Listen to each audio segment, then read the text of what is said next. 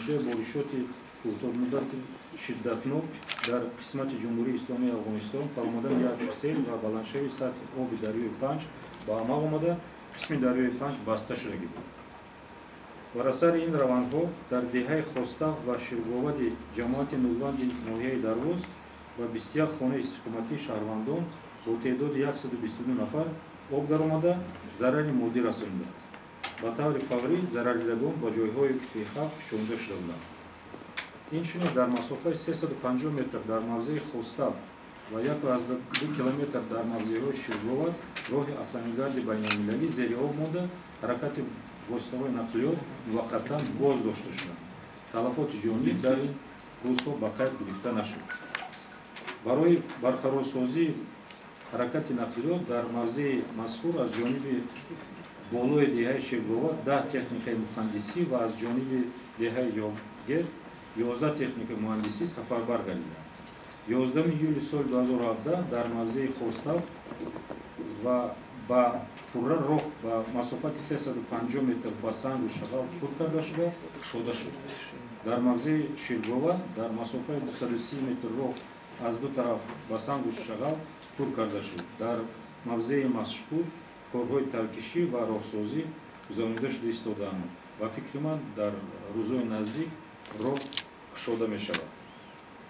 ممکن روزهای دوشنبه سه‌شنبه به نقشه گرفته خستق برای ضرردیدگان این آمدن سیل و بلندشوی سطح دریای 5 روزهای 8 9 ایول حساب حکومت جمهوری تاجیکستان با تکنیک بارکشی کمیته مواد زیرین برده رسانیده شد.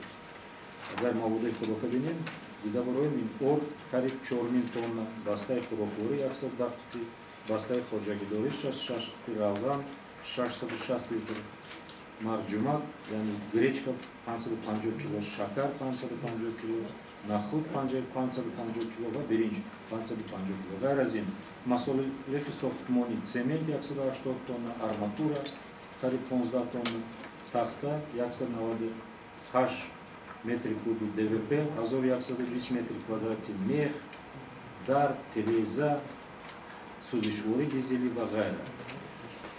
و غیر از اون حکومت جمهوری تاجیکستان در حدود به 7 در مسافت 2.87 گکتار برای ساختمان اینفراساختور و منزل‌های استقامتی قطعه زمین جدا کرده شد.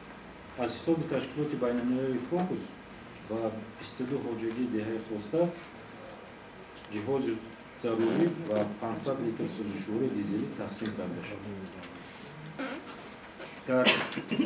در همین منطقه وزیر ستاد تشکیل شدگی حساب روبرانی کمیته ولایت‌های فوق‌العاده وزارت نقلیات وزارت مدافع رئیس ولایت مختار کوهستان بدخشان و رئیس ناحیه درواز و دیگر وزارت اداره‌های تخصیصدار جمهوری تاجیکستان